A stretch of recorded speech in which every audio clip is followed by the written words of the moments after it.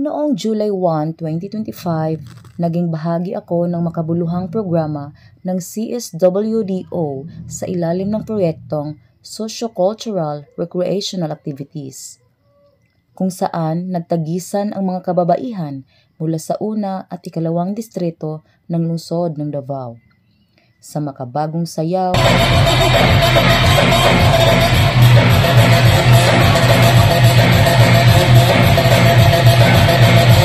katutubong ritual at ang pinakakita bilang estudyante ng alternative learning system. Nang dumating ang araw ng kompetisyon noong July 27, 2025, nag-half day ako upang maghanda. Kasama ang aking pamilya, nagtungo kami sa venue kung saan sumabak ako sa introduction number, creative attire, casual attire, long gown, pagrarampa at pagsagot sa tanong na paano mapatunayan na ang kababaihan ay hindi lamang simbolo ng kagandahan, kundi ng pagbabago sa lipunan. Sa aking sagot, binigyan diin ko ang papel ng edukasyon at pagiging halimbawa sa komunidad. Habang nagsisimula na ang kompetisyon sa modern dance at cultural dance ng ibang kalahok, nasa backstage kaming mga kandidata para magbihis at magpaganda. Doon mismo nagsimula ang Miss God 2025. Miss God 2025! Red Coloration Eye!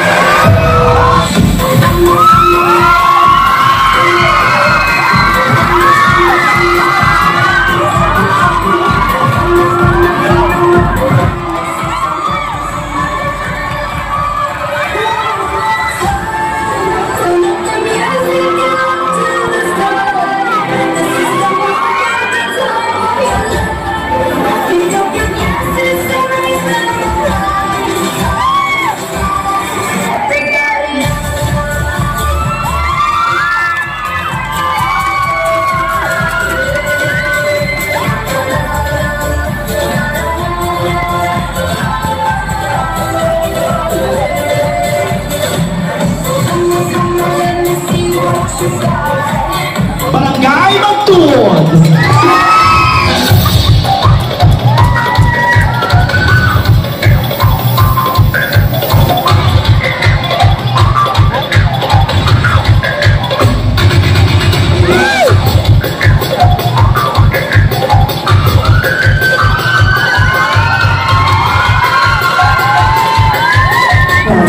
Barangay Magtuon!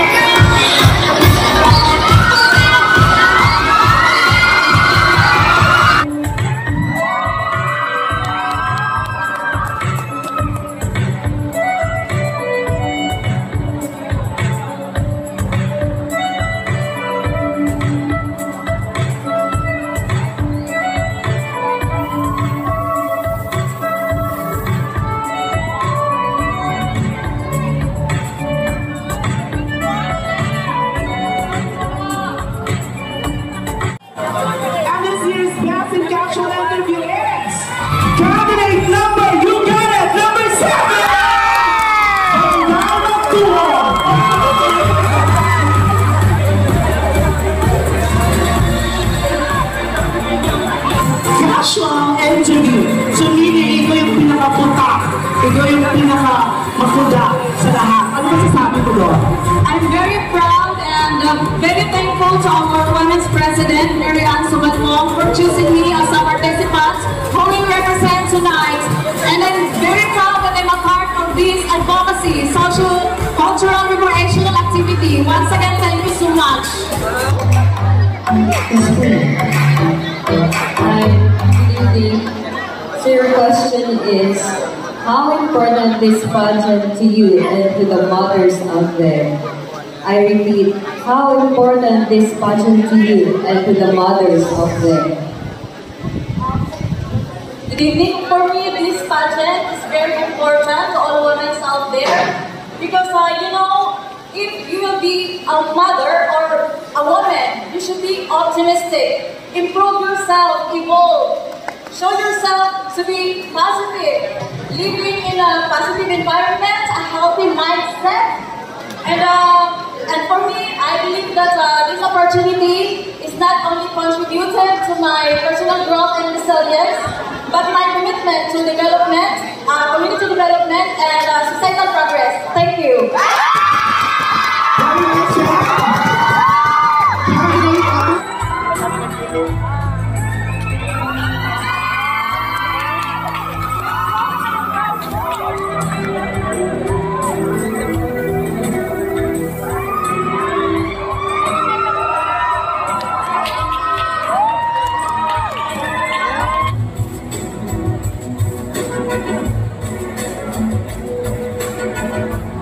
And finally, finalist number 5, candidate number 6.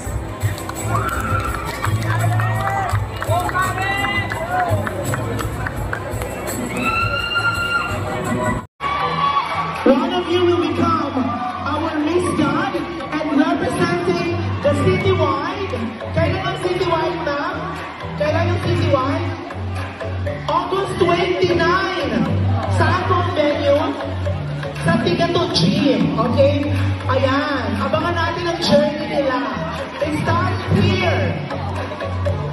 Sino sa palagay niyo ang panalo tonight? First runner-up, nakakaloka to. Handa na ba mga fans? I will first announce the first runner-up, which means the woman behind is our Miss God 2025. The question is, who would it be? Easy go! 6 Barangay, maraming salamat. See you next year po. You are such a wonderful audience. First runner, candidate number 1!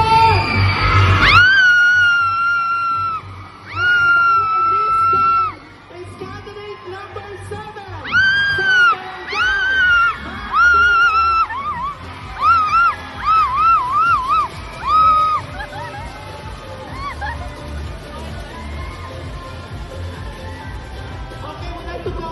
Judges.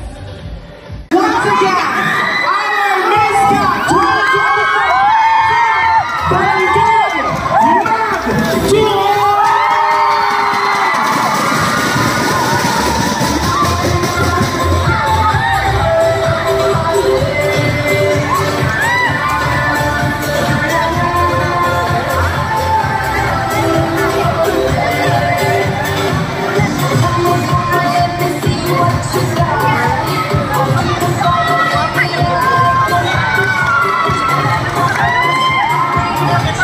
Congratulations to Nikki! Negra, nanalo ka! My sister din, Negra. Sa lahat po ng ating mga beauticians, ating mga hunters, maraming salamat po.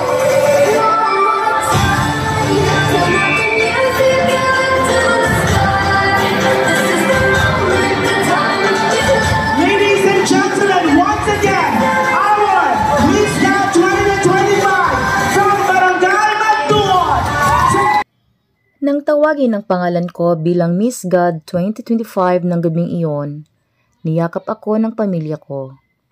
Doon ko napagtanto na ang corona ay hindi lamang pansariling tagumpay.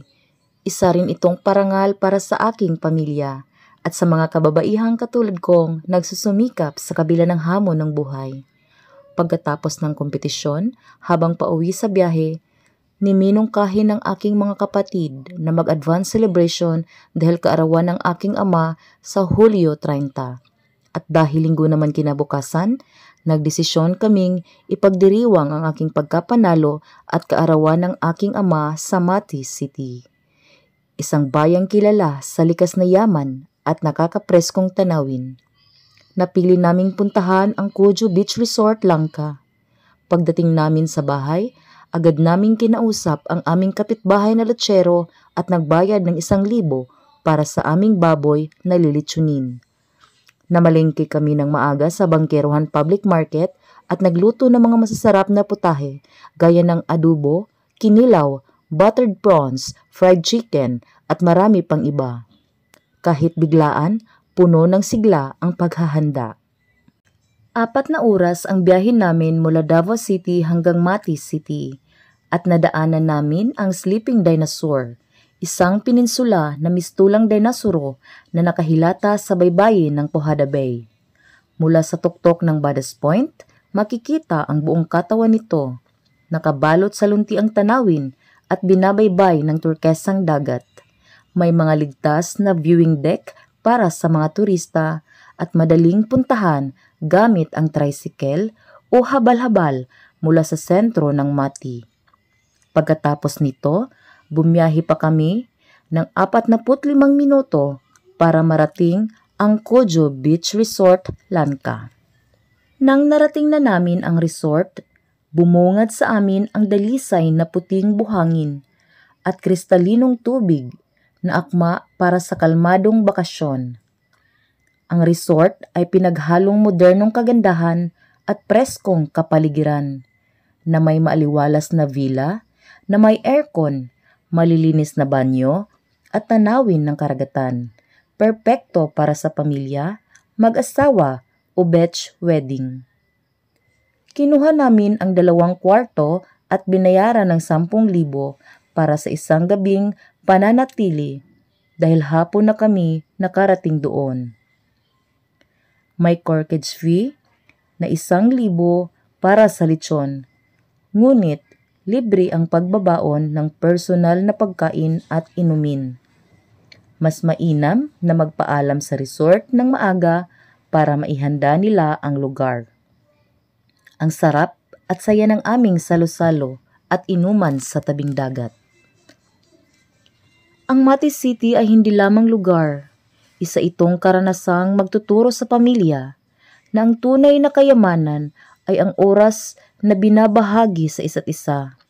Sa bawat hakbang, sa bawat sandaling nagkukulitan sa Kojo, ang pagkakaisa at pagmamahal.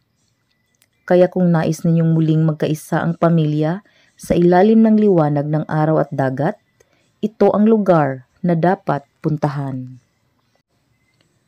Dumating na ang araw na kailangan na naming umalis sa resort na yon. Habang papalayo sa resort, lalong tumatak sa akin na ang tagumpay ay walang saysay kung wala ang mga taong nagmamahal sa iyo. Ang lakbay na ito ay hindi lamang pagdiriwang ng kuruna o kaarawan ng aking ama. Isa itong pagkilala na ang pamilya ang siyang sandigan sa bawat hakbang ng tagumpay. Ang tunay na ganda ng buhay ay nasusukat hindi lamang sa tropiyo, kundi sa mga sandaling ibinabahagi sa mga taong nagpapahalaga sa iyo. Hanggang dito na lamang po, naway magsilbing inspirasyon ang kwentong ito sa pagpapahalaga sa pamilya at sa diwa ng pagkakaisa. Maraming salamat po. At dito po nagtatapos ang aking lakbay sa Naysay. Maraming salamat po sa pakikinig at mabuhay tayong lahat.